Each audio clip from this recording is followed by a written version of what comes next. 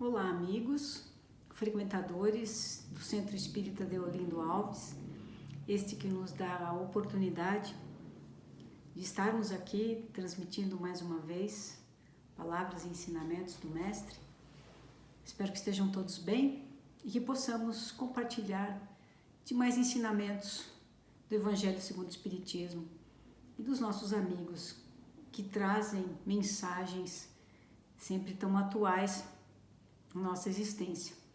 E hoje nós vamos falar um pouco sobre a parábola dos talentos, no capítulo 16, que trata de não se pode servir a Deus e a Mamon. E essa parábola, como a maioria deve conhecer, vamos só relembrar, que assim inicia.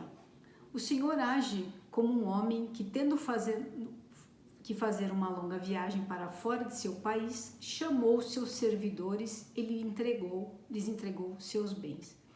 Então, Deus nos dá o exemplo do Senhor, ou seja, o Pai maior, que delega aos seus servidores uma tarefa. Tendo dado 5 talentos a um, 2 a outro e 1 a outro, segundo a capacidade diferente de cada um, logo partiu. Então percebam que, como parábola, primeiro, a parábola, de acordo com uma palestra de Haroldo Dutra, ele nos coloca, e é verdade, que a parábola não envelhece.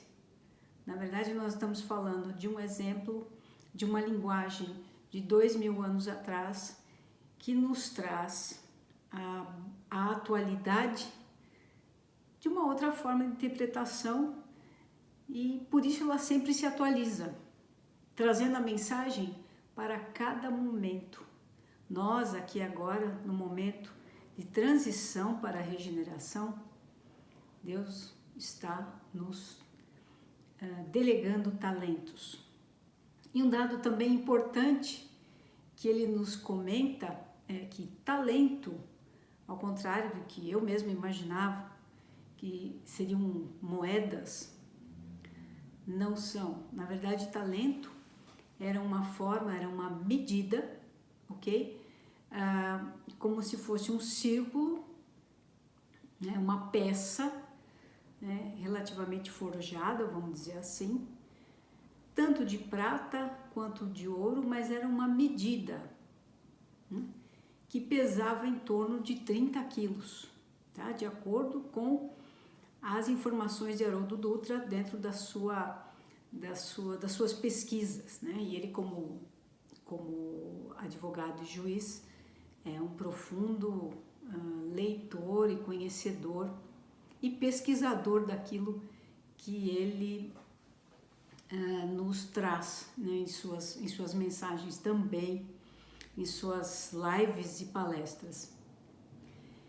Então, esse Senhor entrega esses talentos, e aqui é bem frisado, de acordo com as suas capacidades. Então, ele já tinha essa noção do que cada um poderia fazer com esses talentos. Então, ele entrega 5, 2 e 1. O restante da história, em parte, nós sabemos que aquele que recebeu 5, quando esse Senhor retorna, devolve outros 5, ou seja, devolve um total de 10 talentos. O que recebeu 2, devolve mais 2, ou seja, devolve 4 talentos. E o terceiro, que recebeu 1, havia enterrado esse talento. Então, devolveu, como ele mesmo diz, por temor, devolveu apenas aquele 1 recebido. E a reação deste Senhor qual é? Quando ele responde a este último, que lhe devolve apenas aquilo que havia recebido. Servidor mau e preguiçoso, sabias que ceifo onde não semeei e que colho onde não espalhei. Devíeis, pois, colocar meu dinheiro nas mãos dos banqueiros, a fim de que em meu retorno retirasse com juros que me pertencia.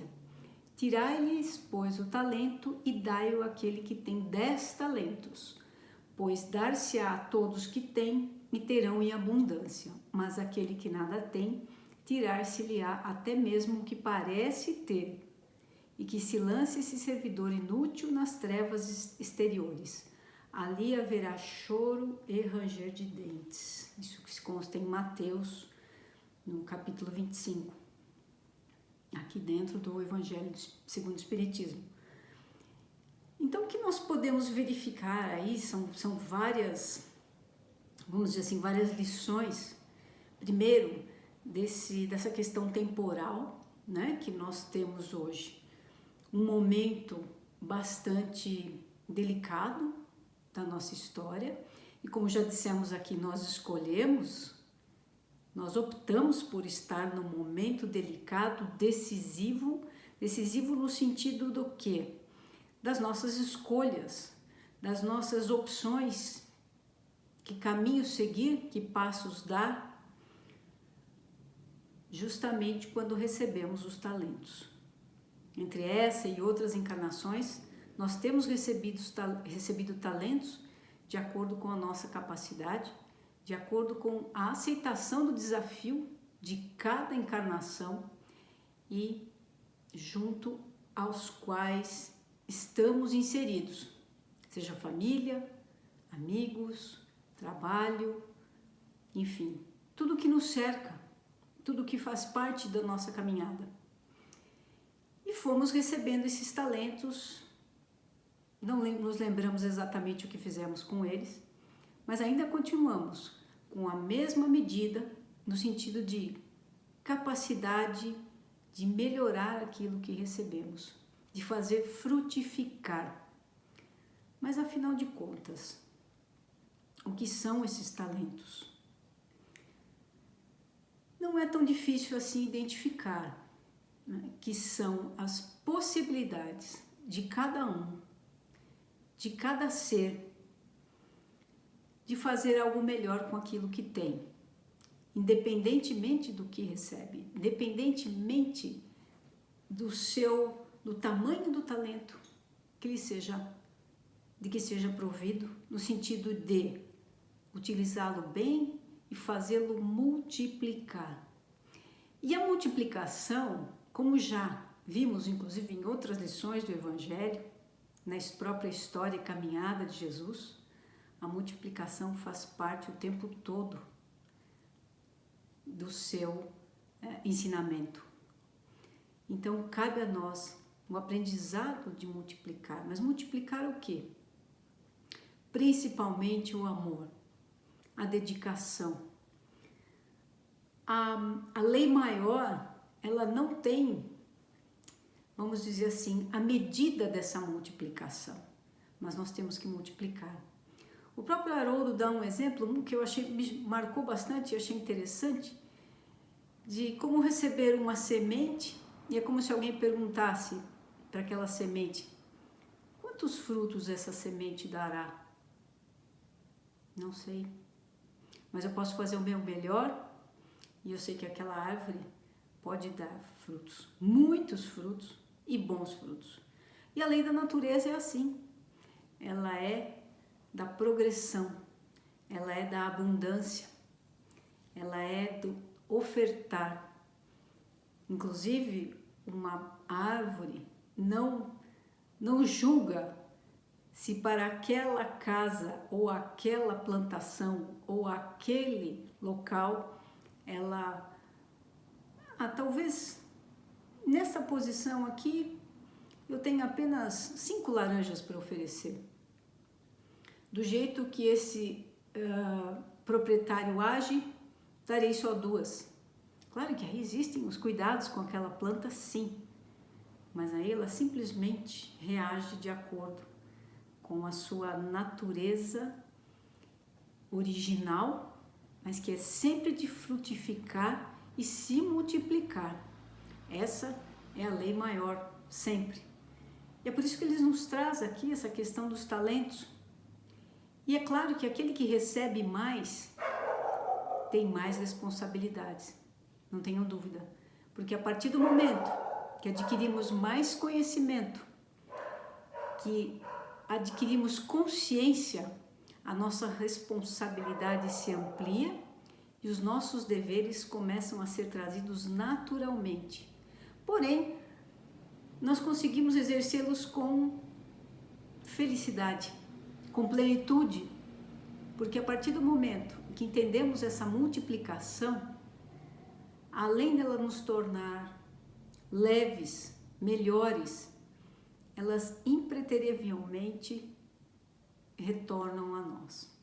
De outras maneiras, de inúmeras maneiras, mas principalmente nos completando como seres filhos de Deus. E é isso que essa parábola nos traz de uma forma tão elucidativa, que a partir do momento que recebo, devo multiplicar. E quanto mais recebo, maior será a minha responsabilidade. A partir do momento que recebo um talento e coloco debaixo da terra, de que vale? Realmente virei um servo inútil. Virei um servo inútil. Então não é essa a proposta. A proposta de estarmos aqui é para sermos úteis na medida do que somos capazes, porém numa medida muito maior das nossas vontades. Nós precisamos querer, sim, porque nascemos nesse dinamismo. Nós temos isso dentro de nós. Nós temos a vontade de exercer e ser mais, algo mais. É muito comum as pessoas que estão num momento ou muito triste ou muito, vamos dizer assim, interiorizado, é aquele momento de parada que muitas vezes precisamos, sim, porém é quando nós deixamos de agir, de exercer esta multiplicação. Nós nascemos para o mundo, sim, nós nascemos para dividir aquilo que somos, porque cada um de nós tem algo de bom, aliás, de excelente para compartilhar. E ao mesmo tempo, aprender a viver em sociedade, aprender a ser um ser no coletivo melhor e levar o exemplo adiante. Por mais simples que seja a sua tarefa, por mais simples que seja a sua palavra, nós temos talentos, recebemos sim, desde o primeiro dia de nossas vidas. Nós já começamos a fazer diferença na vida das pessoas e isso nos cerca até o fim dessa passagem. E ainda posteriormente, porque ainda continuamos a influenciar pessoas e sermos influenciados uns pelos outros. É uma lei implacável. E é por isso que eu trago também aqui no livro O Essencial, nas palavras de Emmanuel, psicografado pelo Chico. Sempre gosto muito porque eles nos trazem sempre orientações e conselhos bastante úteis. E aqui nessa passagem ele coloca assim: vem e auxilia. Acendeste mais luz na inteligência e por isso consegues observar mais longe o campo das necessidades humanas. Sabes onde se oculta a ignorância, suscitando a carência de luz e onde se alteia o brilho do conhecimento enobrecido, que te faculta o reconhecimento da universalidade da vida, a pronunciar-se o júbilo da consciência cósmica. Ou seja, paulatinamente nós vamos aprendendo cada vez mais e vamos tendo consciência desse todo, do universo em que vivemos. Então, essa é uma nova responsabilidade, a consciência.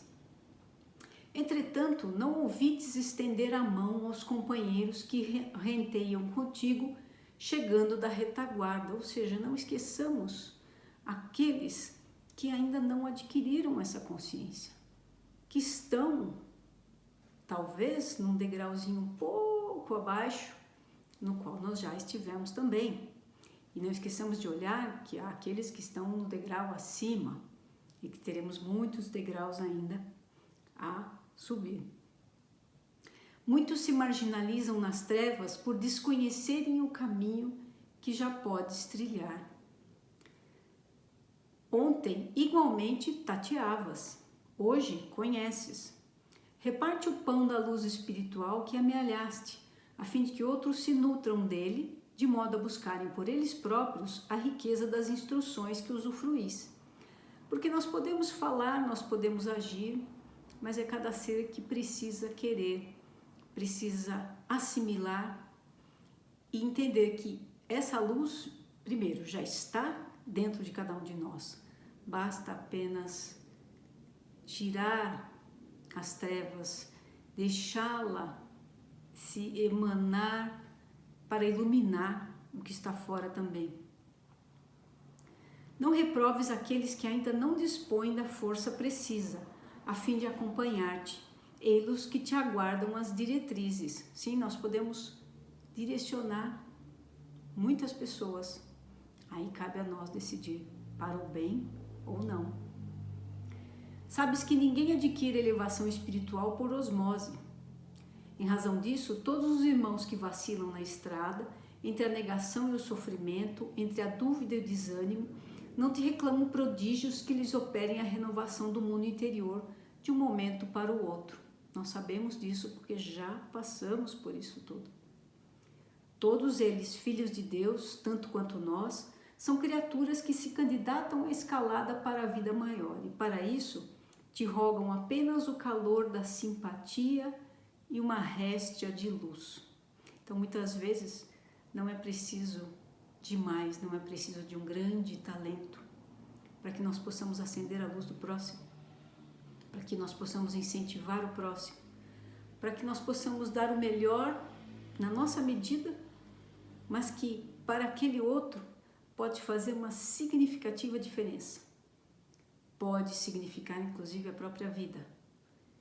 Nós sabemos das dificuldades que os seres vivem hoje e justamente nesse momento, como já no início disse, tão delicado, todos nós precisamos uns dos outros.